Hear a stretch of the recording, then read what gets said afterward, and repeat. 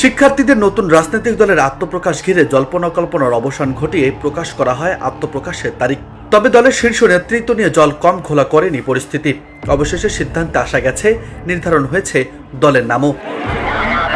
জাতীয় নাগরিক কমিটি ও বৈষম্য বিরোধী ছাত্র আন্দোলনের উদ্যোগে আগামীকাল শুক্রবার আত্মপ্রকাশ করতে যাওয়া নতুন রাজনৈতিক দলের নাম জাতীয় নাগরিক কমিটি এনসিপি।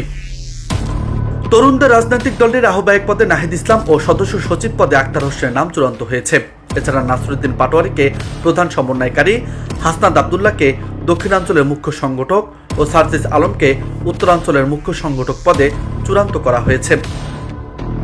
বৃহস্পতিবার দুপুর থেকে বিকেল পর্যন্ত রাজধানী বাংলা মোটরে জাতীয় নাগরিক কমিটির কেন্দ্রীয় কার্যালয়ে জাতীয় নাগরিক কমিটি ও বৈষম্য বিরোধী ছাত্র আন্দোলনের যৌথ বৈঠক হয়।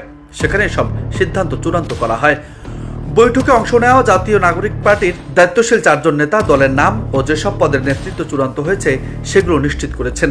এদিকে দলের নাম চূড়ান্তের পর পোস্ট করেছেন সার্জিস আলম। ফেসবুকে তিনি বাংলা ও ইংরেজিতে দলের নাম লিখেছেন। অন্যদিকে বৈঠক সূত্রে জানা গেছে, জ্যেষ্ঠ যুগ্ম আহ্বায়ক ও জ্যেষ্ঠ যুগ্ম সদস্য সচিব পদে একাধিক প্রার্থী থাকায় এসব পদের নেতৃত্ব এখনো চূড়ান্ত হয়নি।